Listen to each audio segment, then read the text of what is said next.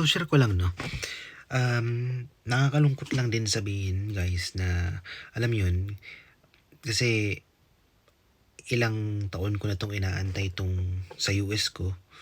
Pero alam mo yun, laging laging paatras ng paatras ang visa bulletin.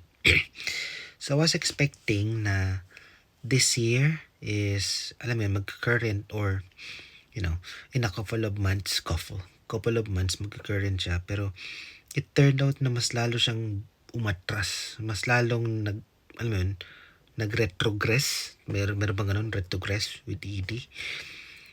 Almost 2 years ang inatras niya from the current na visa bulletin. And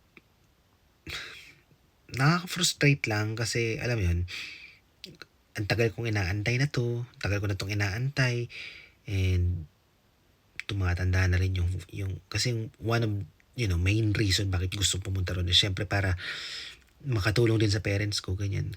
Yun nga, tumatanda na rin yung parents ko tapos wala, ang tagal lang at hindi ang tagal.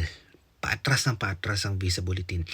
Though, alam mo yun, may part na umaasa pa rin ako kasi ngayong darating na October is magsa-start na naman yung fiscal year. Pero I'm hoping this October or in a couple of months is, alam mo yun, mag-current na siya. Kasi, wala lang. Parang, wala. Nakakalungkot lang. Nakakalungkot isipin or makita na ganun yung nangyayari. Pero tiwala lang tayo guys sa mga nag-aantay na maging current yung PD nila sa visa bulletin. Tiwala lang, siguro darating din yung time na magiging sa atin din to. Siguro hindi ngayon kasi may plan tayo. May plan si Lord sa atin. And ayun, tiwala lang. Feeling ko eventually bibigay ito sa atin. Niniwala ako ibibigay pa rin naman to. So, sige lang, keep grinding.